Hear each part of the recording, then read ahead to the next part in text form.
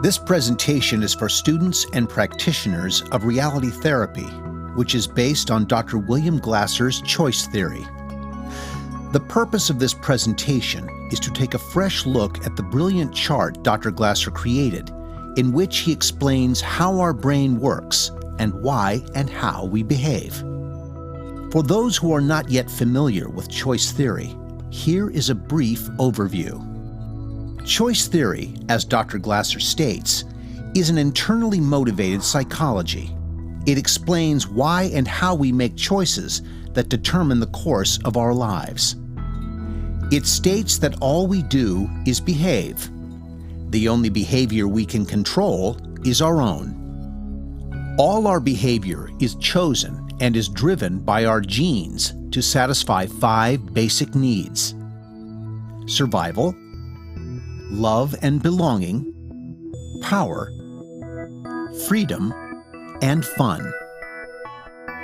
In order to satisfy those needs, we need to satisfy a picture or pictures in our quality world. Of all we know, what we choose to put in our quality world is most important to us.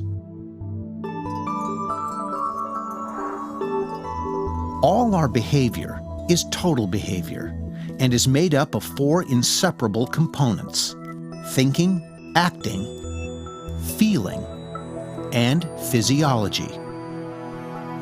All total behavior is chosen and designated by verbs.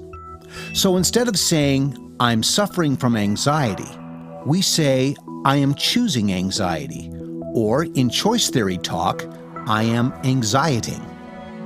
We have direct control only over our thinking and our acting components.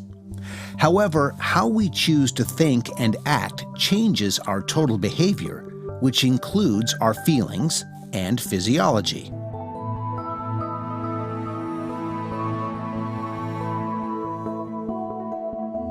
All we can give and get from people and our environment is information.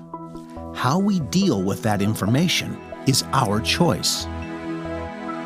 The chart explains what happens to the information as it travels through our various control systems that lead to how we behave in order to satisfy our needs. It is important to understand that the 2 situations shown in the chart are actually happening on a continuum rather than as separate processes. Situation A illustrates a feedback loop where we are not in effective control of some important aspects of our lives. Situation B shows a feedback loop where we are gaining more effective control. These are not 2 separate events, but they illustrate both sides of a spectrum of effective control.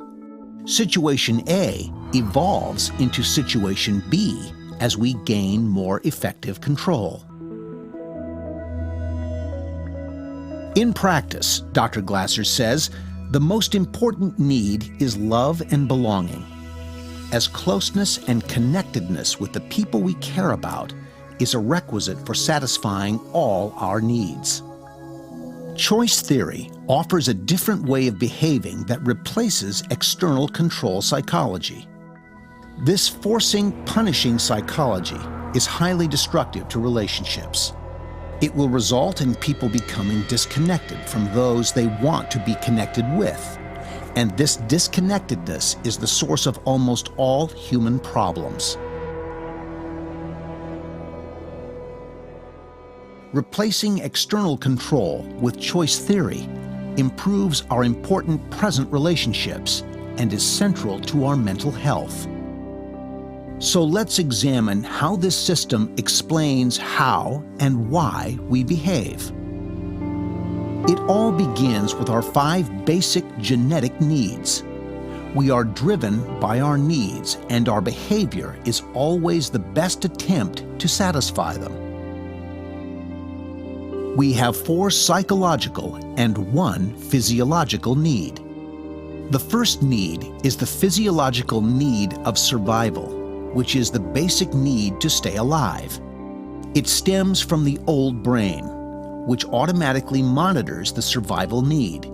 We have no consciousness of the old brain's activity, but there is a constant flow of communication between the old brain and the new brain, the conscious brain. It is here where our other four needs, the psychological needs, reside. The second need is love and belonging. This can include romantic love, but it also includes friendships and a sense of belonging. The need for power is one of the most misunderstood and abused needs. It is here where the roots of external control are located. Many people who are deeply entrenched in external control are satisfying this need by using it to control others. They use power over someone, which will ultimately destroy any relationship. But there is another way to satisfy this need for power. It is the power within. It comes from self-esteem, from competence, achievement, and recognition. It is control that has its roots within ourselves, does not rely on control over others, and has a lot to do with how we feel about ourselves. To counterbalance the need for power, we have the need for freedom. And last but not least, the important need for fun.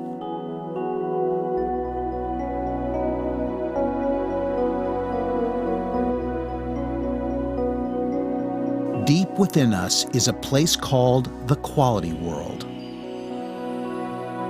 In here, we keep the pictures that are associated with strong, positive feelings when satisfied, and which form the basis for our behavior. We have many pictures in our quality world that we hold dear. They are very need-satisfying. They may not be need-satisfying for someone else. As a matter of fact, some people have pictures in their quality world that are not acceptable or could even be considered extremely appalling to others. We only put pictures in our quality world that are extremely need-satisfying to us.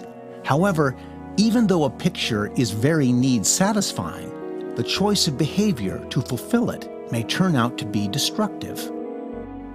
These pictures are not fixed and can change, but we need to be careful which pictures we put in our quality world, because once they are in there, they may be hard to get out. If we replace a picture in our quality world, it can only be replaced with another need-satisfying picture. The brain's activity has one purpose: to satisfy the pictures in our quality world. It does that through behavior. Our behavior is always made up of four components: thinking, acting, feeling, and physiology. It's called total behavior. All our total behavior is internally motivated, purposeful, flexible, and creative. It is geared towards satisfying the pictures in our quality world. The real world consists of people, situations, and things that actually exist. All we can give or get from the real world is information. We get in contact with this information through our sensory system. However, all that we sense is immediately altered by the censoring process itself. So the information from the real world is not exactly as it really is anymore. From there, the information passes through the perceptual system, which consists of several filters. The first filter is the total knowledge filter. Here, all the incoming information is divided into what we know and what we don't know. Once the information passes through this filter, it has changed from a sensation to a perception. At this point, however, the perception has no positive or negative value. It is neutral.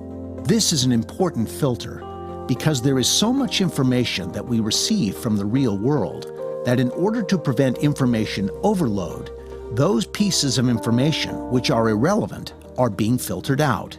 For example, if the information comes in the form of someone next to us speaking to someone else in a foreign language, these pieces of information get filtered out. We hear it and we are aware of it, but it has no relevance for us at that moment. Once the information has passed through the total knowledge filter, it passes through a filter that is called the valuing filter. The valuing filter corresponds to the quality world. Here the information gets filtered in relevance to what's in our quality world. All the information that has been filtered through our sensory and perceptual system and has finally arrived in our perceived world is not the information as it existed in the real world anymore. It is our interpretation of this information. The perceived world is also called the everything we know world. It is how we perceive and interpret the real world based on how our perceptual system is made up, which in turn is based on the pictures in our quality world. When information passes through the perceptual system, it arrives in the perceived world in one of three categories. The neutral category, shown in green, is information that has no need-relevant value to us at the moment. Practically, this makes up the majority of the perceived world. Most of our perceptions have no distinct positive or negative value that would activate the behavioral system. The positive value category, shown in yellow, consists of information that corresponds with our quality world pictures and is need-satisfying. The negative value category, in red, is in conflict with the pictures in our quality world. It is not need-satisfying and sets those components of the system in action that are essential to get the pictures in the quality world met. In the comparing place, the perceived information is measured against our quality world pictures. If they don't match, the scale tips out of balance, which results in an urge to behave. Several things happen simultaneously. If something is evaluated as not need-satisfying, the scale tips toward the want side. We experience a brief involuntary physiological behavior that is usually felt as painful. For example, the instant tightening in the stomach when we perceive something as extremely negative. These behaviors are very brief and are not part of total behavior. However, they quickly merge into a total behavior.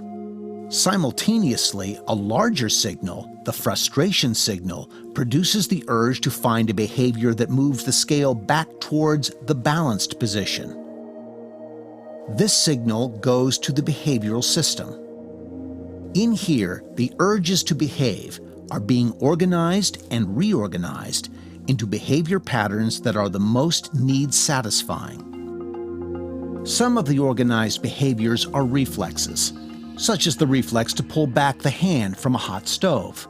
Some behaviors have become automated over time, or are repeated over and over and have become habits. These organized behaviors are familiar and immediately available to us. If there is no organized behavior available, the behavioral system creates new ones and continues to reorganize them until a more effective behavior is created. This happens mostly unconsciously, but it is important to realize that it is in here where the choices of how we behave are created. The creative system doesn't always create behavior patterns that are effective. They may satisfy only certain pictures in our quality world and discriminate others. However, it always attempts to produce need-satisfying behavior. The behavior pattern created here gets implemented via the total behavior. This is where the choices made in our behavioral system are translated into the four components of total behavior. Through total behavior, we are connecting to the real world. Now that we have all the components of the chart together, let's see what happens to a piece of information from the real world as it travels through our system and how our system creates need-satisfying total behavior. In this first scenario, the piece of information is something we do not know anything about and are not concerned with at the moment. It doesn't pass beyond the total knowledge filter. This piece of information is known information. so it passes the total knowledge filter and gets into the valuing filter. In here, it passes through and arrives in our perceived world. However, it is without any specific need-satisfying value, nor is it in conflict with any of the pictures in our quality world. The scale is in balance. In this scenario, a piece of information enters our system that is in conflict with our quality world pictures. The scale tips out of balance, and at this point, we must behave. Depending on how far off balance the scale in the comparing place is, a more or less intense frustration signal is sent to the behavioral system. Depending on the intensity of the signal, the behavioral system can rely on organized behaviors or reorganize and create the best possible need-satisfying behavior. This can lead to very creative choices. However, these choices sometimes are not necessarily the most effective ones and may lead to behavior that can be painful and even self-destructive. In this scenario, we are not in effective control. But we must always remember that no matter how ineffective our total behavior appears, it is always the best attempt at the time to get what we want. Through our total behavior, we cause a change in the real world, and by doing so, the information we get from the real world changes as well. The now changed information enters our system and a new feedback loop is set into action.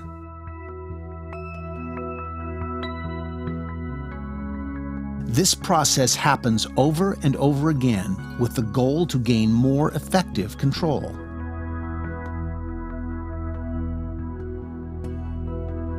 The behavioral system creates, organizes, and reorganizes behavior until the pictures in our perceived world match the pictures in our quality world and the scale is back in balance. This process of information passing through the sensory system, the perceptual system into the perceived world, the comparing with the quality world, and organizing and reorganizing a behavior that finally manifests in total behavior takes place in less than a second. And since there is so much information out there in the real world, many of these processes take place at the same time, and some of them over and over again. However, most of the time we are not aware that this process is even going on. To become aware of this process is very useful in helping people to gain an awareness and understanding that all their total behavior is chosen, even though for the most part, this choosing process happens unconsciously. Understanding the chart and how it works can help us gain insight into how and why we behave.